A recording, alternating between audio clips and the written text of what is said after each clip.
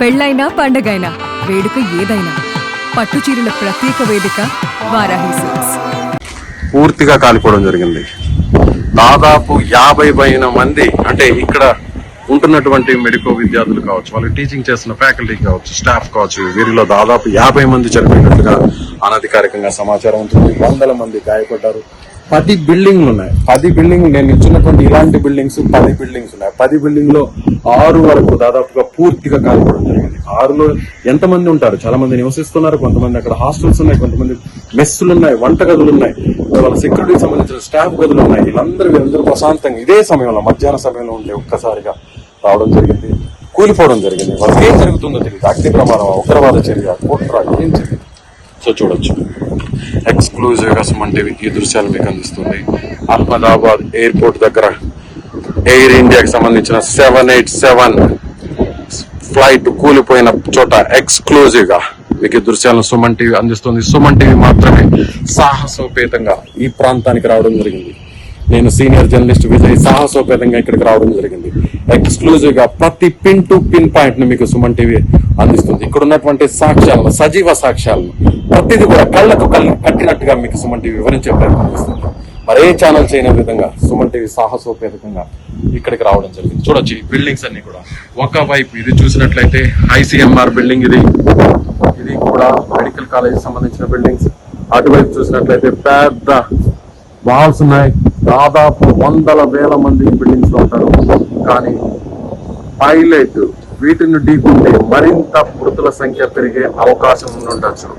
అందుకే ఇక్కడే pilot building లేని చోట ఖాళీ ప్రదేశంలో ఒక్కసారిగా ఫ్లైట్ ని క్రాష్ అయిపోవడం జరిగింది. కొంతవరకు పైలట్ కాస్త చాకచక్యంగా వ్యవహరించారని అనుకోవాలి. లేదంటే ఇక్కడ కూలినటువంటి విమానం ఒకవేళ ఆ బిల్డింగ్స్ మీద కానీ కూలి ఉంటే 100ల సంఖ్యలో మృతుల సంఖ్య దాదాపు 1000కు పైగా వెళ్ళినా కూడా ఆశ్చర్యపోవాల్సిన అవసరం లేదు.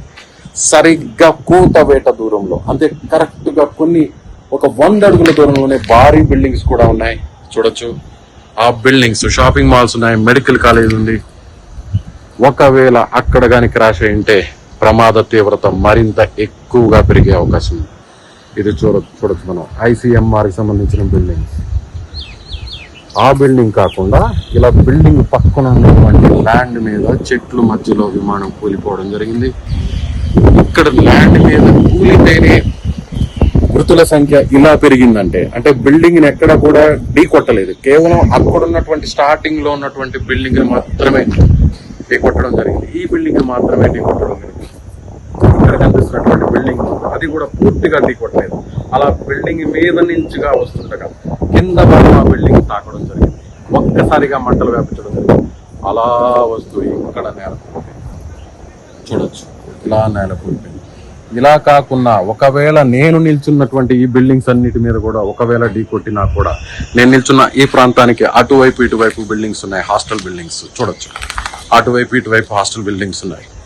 ఈ బిల్డింగ్లు ఢీ కొట్టినా కూడా ప్రమాద తీవ్రత మరింత పెరిగే అవకాశం, మృతుల సంఖ్య మరింత పెరిగే అవకాశం. ఒకవేళ అటువైపు వెళ్ళినా కూడా పూర్తిగా ఇంకా దారుణమైనటువంటి సంఘటన చోటు చేసుకుంది. ఇక్కడ నేను చూడొచ్చు, మనం పూర్తిగా ఎటు చూసినా కూడా ఇక్కడ బిల్డింగ్స్ కనిపిస్తున్నాయి. చుట్టుపక్కలంతా కూడా భారీ బిల్డింగ్స్ కనిపిస్తున్నాయి. ప్రమాదం జరిగిన చోటు నుంచి నేను టాప్ వ్యూలో మీకు, ఏరియల్ వ్యూ ద్వారా మీకు ఎక్స్క్లూజివ్ గా Suman TV senior journalist Vijay exclusive గా ఈ దృశ్యాలు మీకు అందిస్తున్నాడు. నేనే వీటిని షూట్ చేస్తూ అందిస్తున్నాను. సో సాహసోపేతంగా ఇక్కడికి రావడం జరిగింది. ఎవ్వరూ చూపించలేని విధంగా నేను మీకు చూపిస్తున్నాను. కళ్లకు కట్టినట్టుగా ground report, Suman TV ground report మీకు అందిస్తోంది. ఒకవేళ ఇక్కడ కూలకుండా విమానం అక్కడ కానీ కూలుంటే మృతుల సంఖ్య 1000 వరకు వెళ్ళినా కూడా ఆశ్చర్యపోనక్కర్లేదు. ఎందుకంటే మెడికల్ కాలేజ్, అక్కడ క్లాసెస్ జరుగుతుంటాయి, 1000 మంది విద్యార్థులు ఉంటారు. అలాగే వెనక షాపింగ్ మాల్ ఉంది, షాపింగ్ మాల్ లో కూడా 1000 మంది ఉంటారు. ఒకవేళ ఆ బిల్డింగ్ ని ఢీకుంటే కేవలం ఒక 50 అడుగుల దూరంలో మాత్రమే బిల్డింగ్స్ ఉన్నాయి, 100 అడుగుల దూరంలో మాత్రమే బిల్డింగ్స్ ఉన్నాయి.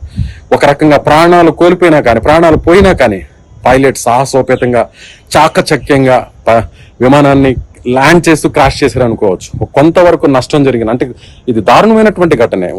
దాదాపు 300 మంది వరకు చనిపోయారు. అయినా కూడా ఇంకొంతమంది చనిపోకుండా, ఇంకెక్కువ సంఖ్య జరగకుండా, మృతుల సంఖ్య పెరగకుండా కొంతవరకు ఇలా చెట్ల మధ్యలో ఖాళీ ప్రదేశంలో విమానాన్ని కూల్చడం జరిగింది పైలట్లు. కొంతవరకు 300 వరకు మాత్రమే అనడం కూడా తప్పనుకుంటా, 300 వరకు మంది చనిపోవడం జరిగింది. అలా కాకుండా ఇంకా అటువైపు కేవలం 50 అడుగుల దూరంలో ఉన్న ఈ బిల్డింగ్లు కానీ కూల్చి ఆ బిల్డింగ్ల మీద కానీ విమానం కూలిపోయి ఉంటే మరింత దారుణం జరిగి ఉండేది, మరి ఇంకా భయానకరంగా మృతుల సంఖ్య పెరిగి ఉండేది.